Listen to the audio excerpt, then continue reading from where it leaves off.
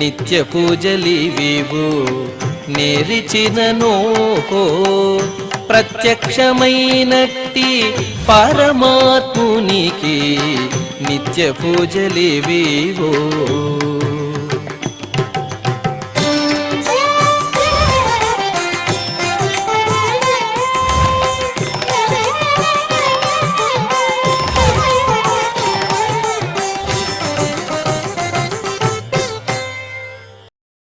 ఓం నమో వెంకటేశాయ.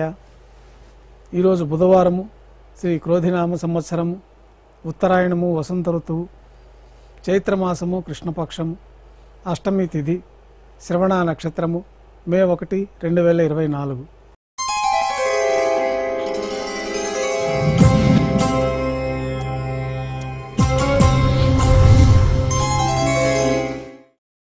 మాధ్యాహ్నిక ఆరాధనలో భాగంగా పంచపాత్రలో శుద్ధ తోయాన్ని నింపుకొని స్వామివారికి ఉపచారాలు సమర్పించి అష్టోత్తర శతనామాలతో అర్చన నిర్వహించి మాధ్యాహ్నిక నైవేద్యంలో భాగంగా అన్నప్రసాదాలు, పన్యారాలు ఘంటానాదం మధ్య నైవేద్యంగా సమర్పించి భక్తులని సర్వదర్శనానికి అనుమతిస్తారు.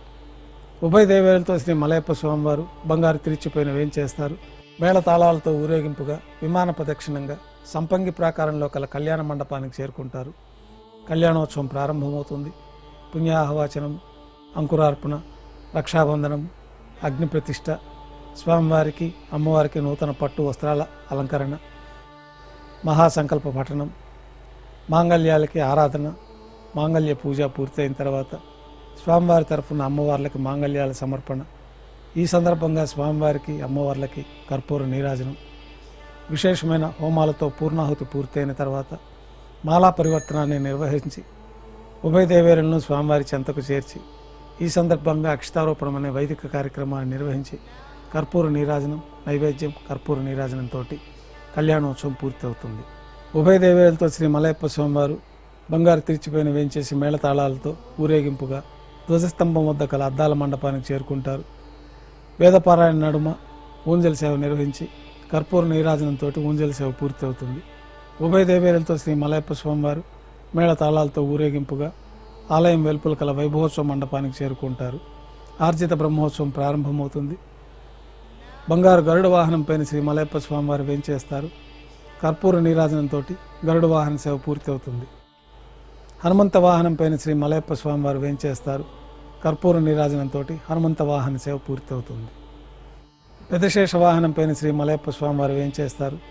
కర్పూర నీరాజన సమర్పణతోటి పెద్దశేష వాహన సేవ పూర్తి అవుతుంది. బంగారు తిరిచిపోయిన శ్రీ మలయప్ప స్వామివారు వేంచేసిన తర్వాత ఉభయ దేవేరులతో కలిపి శ్రీ మలయప్ప స్వామివారికి కర్పూర నీరాజన సమర్పణతోటి ఆర్జిత బ్రహ్మోత్సవం పూర్తి అవుతుంది.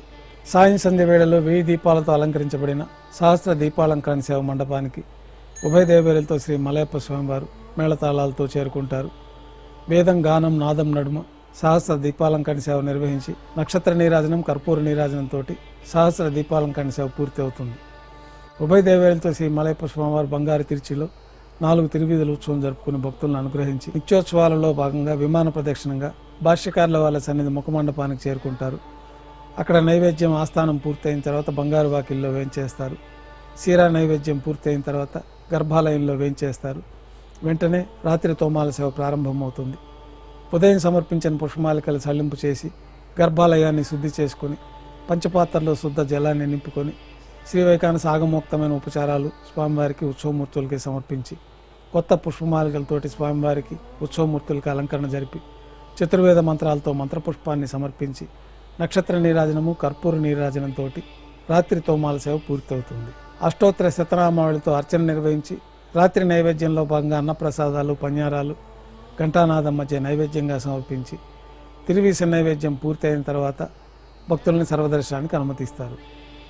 కొద్ది విరామం తర్వాత ఏకాంత సేవ ఏర్పాట్లలో భాగంగా రాత్రి సమర్పించిన పుష్పమాలికలన్నీ సల్లింపు చేసుకొని గర్భాలయాన్ని శుద్ధి చేసుకొని పంచపాత్రలో బ్రహ్మ తిరువారాధన కోసే తీర్థాన్ని నింపి ఏకాంత సేవలో భాగంగా కౌతుకబేరమైన శ్రీ భోగ శ్రీనివాసమూర్తిని పట్టు పాన్పు పైన వేంచేపు చేసుకొని ఈ సందర్భంగా స్వామివారికి దారోష్ణమైన గోక్షీరము, జీడిపప్పు, ద్రాక్ష, కలకండ కలిపిన మిశ్రమాన్ని నైవేద్యంగా సమర్పించి పండ్లు నైవేద్యంగా సమర్పించి కర్పూర నీరాజనంతో ఏకాంత సేవ పూర్తి అవుతుంది. ఓం నమో వెంకటేశాయ.